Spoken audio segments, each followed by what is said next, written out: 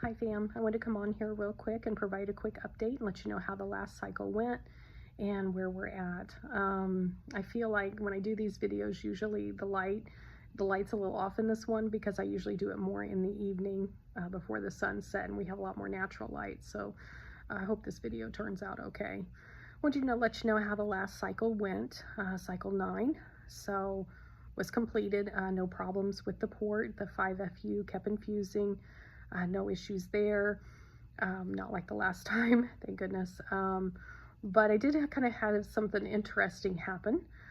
Usually, the steroids they give me tend to make me hot. Like part of me will be hot, and then, the hands will be tingly. I didn't notice the hand tingly so much this time, but I did get, I guess, kind of warm, and I didn't even think I had gotten that warm, but I had broke out into a rash, like under my arms, like sort of like if you're female on the bra line, that's where I broke out. And my doctor was concerned that it was shingles, so he wanted me to come in and he wanted to look at it because I had sent him some pictures through my chart. And he definitely, was afraid that it was shingles, which can happen. If you're not familiar with that, if you're older, like a lot of us are here in the United States, you get you have chicken pox. And of course my kids were vaccinated for chicken pox, so they don't ever have to worry about shingles, but it kind of lays dormant in your body for a while. And if you're immunocompromised, you might have like an outbreak.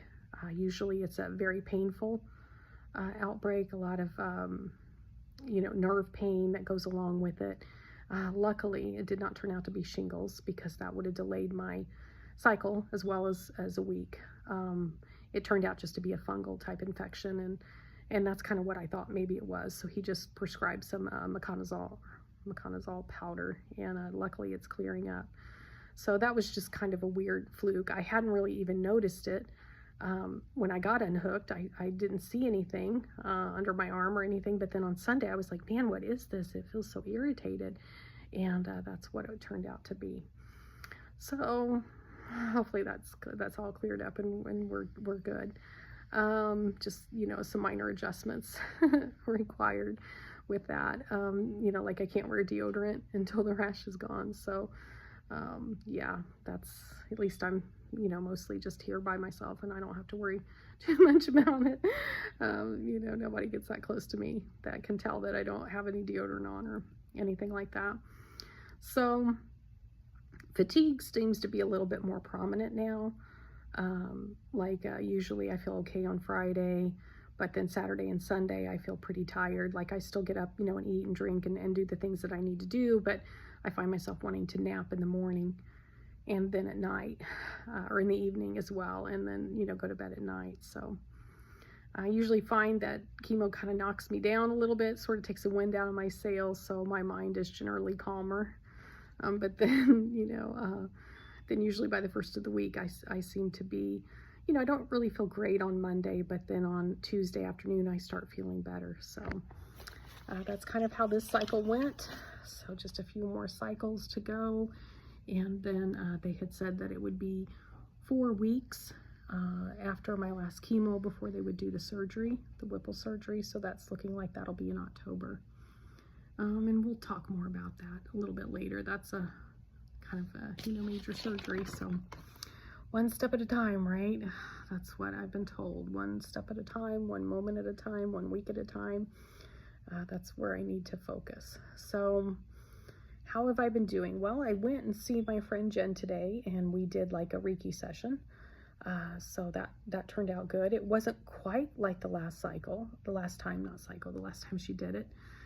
It was a little bit different this time. It was like I felt like I went deeper into it. In fact, I think I fell asleep, honestly, because you know how like when you're starting to fall asleep and your mind wanders, you go from one thing to the next thing, and then that's what I was doing, and I kept thinking, why am I having so much trouble focusing on what she's saying? It's like my mind is wandering, and then I think I kind of fell asleep, and it was just sort of a different experience. Like I just felt like I was, I don't even know if I can really put it into words. It just felt more like a dream type state, as if like I was, looking above everything and trying to like just like I had gone into maybe another type of dimension or something. I know this is a little bit deep of a conversation. I wish I could pinpoint it to you, but I just kept remember thinking, I just need to get back to where,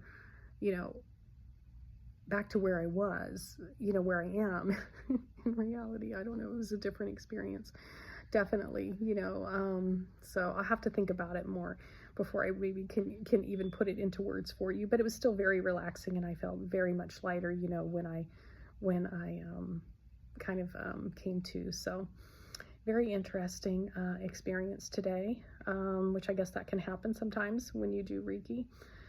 But she felt like that she was able to, pretty much align all my chakras and everything like that. So I feel like it's been an interesting week in some regards. Like, I had an appointment with my palliative NP, and I've kind of been seeing her since the start of this journey. We kind of talk about things, and really palliative NP is, or nurse practitioner, she works there in the oncology clinic, and most of her experience has been in oncology. But so she just talks a little bit about, what you're going through, and if you're taking any medication, she manages those. And I had asked to see her at the beginning of this thing, which has been a good thing. She's really good. She can be pretty insightful as far as like giving you some tips about like your mind, and so much of this cancer journey is just, it's hard on your mind, it's hard on you physically, it's hard on you in a lot of ways. And so she kind of manages symptoms of all that. Any kind of symptoms that you're having, she helps manage those. Anything to do with comfort, which is really what palliative care is just all about. So she said some things that, I found that other people turned around and said during the week, and I kind of wanted to share it with you, that I thought was very interesting. One thing that worrying does not give you more time, it just takes away your peace. And I think that's true. And then later, when I had talked to some of my other friends, they were like, if you find yourself starting to worry about the future or what might happen, try to center yourself, get up, do something, stop the thought, go on.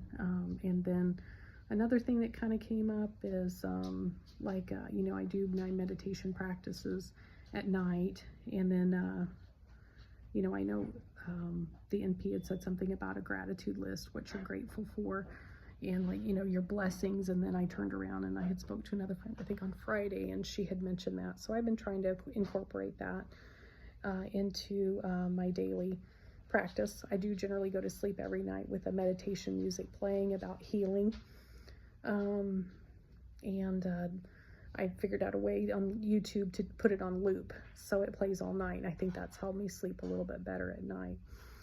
Some other things that came up that I thought was good, something to say to yourself, I am stronger than my fears, and to kind of acknowledge the anxiety and the fear, and then just let it go, because that's what it is. It's a fear, not necessarily based into anything.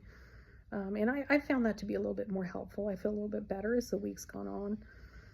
The power is in the moment, not in the past or in the future. So I thought that was pretty interesting.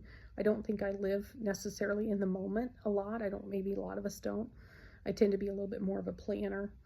So I think if you're more of a planner, you tend to keep thinking about the next moment or the future or tomorrow or the next day. So, another thing that a lady, I watched some YouTube videos of pancreatic cancer survivors, and I heard, the cure is within. So, the cure is within. What does that mean? I think it could mean a lot of things. Certainly, I think your mind is a very powerful thing, and being optimistic definitely changes, definitely keep people who are optimistic, and about their future, or even with cancer. A lot of times, they do a lot better in treatment. So that's something that I have, even medications, placebo effects, some people, that's like when they do a trial of a medication, they'll have a control group that's given the meds, and then they have the placebo group who's given not that medication. They're given some kind of pill, but it's not really for anything. How sometimes that just even thinking, that the medication is working,